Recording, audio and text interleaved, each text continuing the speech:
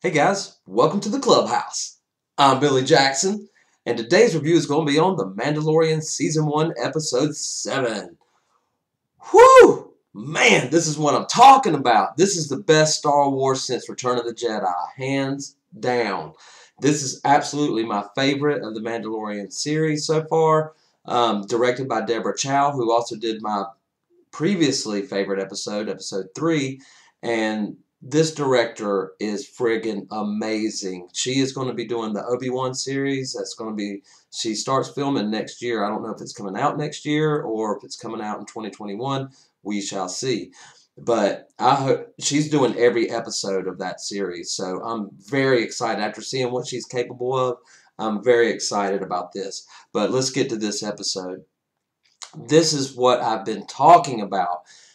The whole marketing, I don't know if you saw my previous review of last week's episode, but or maybe it was the one before, but I was talking about how the marketing for this show has shown, the Mandalorian, Cara Dune, and IG-11, kind of like as the core group of this whole series, and it's only been about the Mandalorian so far. But now we finally get our Space Avengers. They get all teamed up, and they go on this mission to take out the Imperial Moff, and everything goes wrong. And it was amazing. And what about Quill? I mean, we'll get to it in a second, but gosh, we'll get to the ending in a second. But I love how the camaraderie between all these characters really worked for me. The chemistry, how the Mandalorian doesn't trust IG-11, and just droids in general, but especially that one because he believes it's programmed to kill Baby Yoda. And I totally get why they set up the whole afraid of droids thing, because my prediction is going to be is that IG-11 is going to save Baby Yoda, and Mandalorian's going to turn around his opinion on droids, at least for a little bit. So that's my prediction. But man, I loved everything about this episode. I've watched it like 3 times. Me and Ricky are going to watch it later this weekend, probably sometime.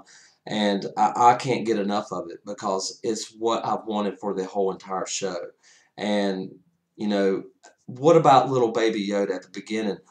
Force choking Cara Dune just because, he thought that she was, hurting his dad. That I think that's what he really believes, that, the Mandalorian is his pseudo dad or protector, and he is. But choking her out at the beginning, and that's a dark force ability that's normally trained, to be able to be used. But he's just able to do all these things. He's super powerful, and he's only 50 years old, which is like a toddler to us. But showed me how powerful he really is in all 4 aspects of the force. It doesn't have to be good or bad, or light or dark. It's just force abilities, and he's got it in his DNA, and it's friggin' awesome. I love Baby Yoda, friggin' love him. But anyway, they get together, and then they're going out, on Navarro to take out, to execute this plan of taking out the Grand Moff. And like I said in last week's review, give me more horror elements in Star Wars, because it was awesome. When they're all camping out and those space dragons come in and just start wrecking shop, I was on the edge of my seat. I mean, I thought it was amazing. Well shot, well directed. Just, it gripped me, when they started taking that blurg away. At first I thought the blurgs were just, they were okay. But when he started scooping them up, and you could see how, what's his name? Oh my gosh, I'm losing his name. Quill. Quill was like, no, because he loves the blurgs, and that one started taking them off, and you could hear his angst about it, But anyway, we got to see another force ability that's only been seen in like games and comic books and stuff, but the force heal. And Baby Yoda walks up and, heals Carl Weathers' character's name, Grief, I think it is. And I did like how he's like, he's trying to eat me, I thought that was hilarious. I laughed out loud the first time I saw it. But anyway, and you see that he can heal. So you really get a sense of how powerful Baby Yoda is in this episode. And I loved IG-11 coming back, and the whole montage of him trying to train him, kind of like, he's teaching a baby how to walk, kind of thing. I thought that was really cool. My buddy Ricky, he called it. I didn't think it was going to happen. I thought that they totally just wasted that character, but I was proven wrong, that he did come back, and Quill was the one to put him back together and, make him who he is. And now he's supposedly reprogrammed to protect instead of kill. So we shall see how that goes. But when they get to the town and there's all these stormtroopers, that's one thing I love about stormtroopers, are the sounds and the looks of everything, just the feel of the world. And stormtroopers just scream Star Wars. And when they pulled up in that transport thing, I used to have that as a kid, as a toy, the little Imperial transport, and you put the soldiers in the side, and then they come out at the sides. They haven't shown that in any movies or anything. This is the first time we got to see it, and I had it as a kid in 1977. And to see that really brought back some nostalgic memories for me, and I loved it. And it's just like they were throwing, and then, so far we've only seen like the beaten down kind of stormtroopers, the dirty Empire, because they've been beaten, so they're down. But no, here comes that Grand Moff Gideon, comes in, and the TIE fighter sound is one of my favorite sounds in Star Wars. You hear the roar, and it comes down and lands. He comes out. I didn't like his dialogue. I thought his dialogue was a little wonky. You have what I want. You do not know what you have, but it's very important to me. I didn't like the dialogue, but that's the only nitpick I have about the whole entire episode.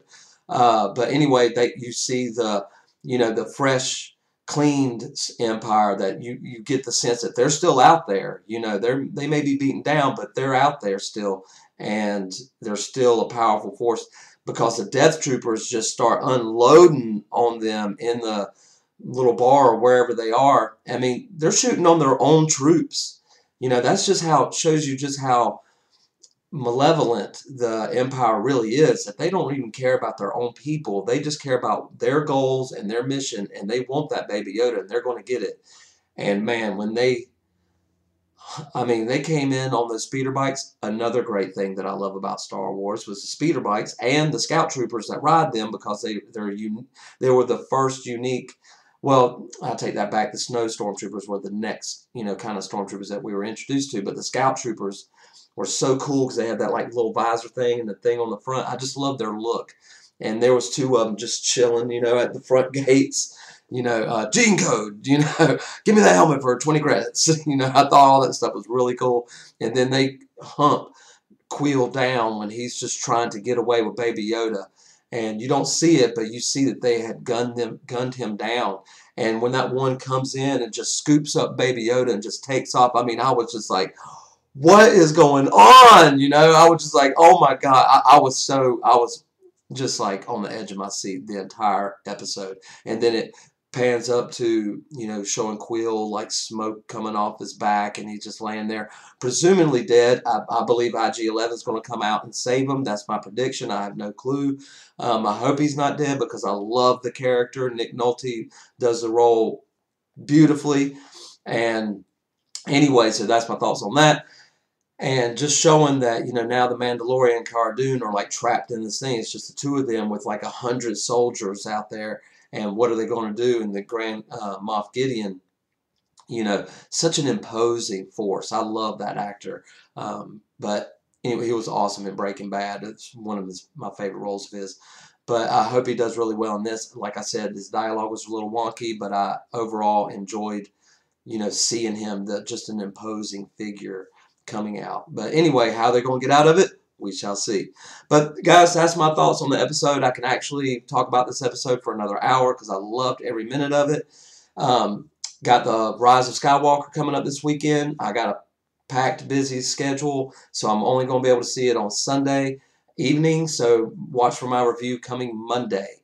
But anyway, guys, what did you think about this episode? Let me know in the comments below. Remember to like my videos and subscribe to my channel. And as always, make yourself happy every day. And the only way to do that is to remember, the only thing stopping you is you stopping. Bam!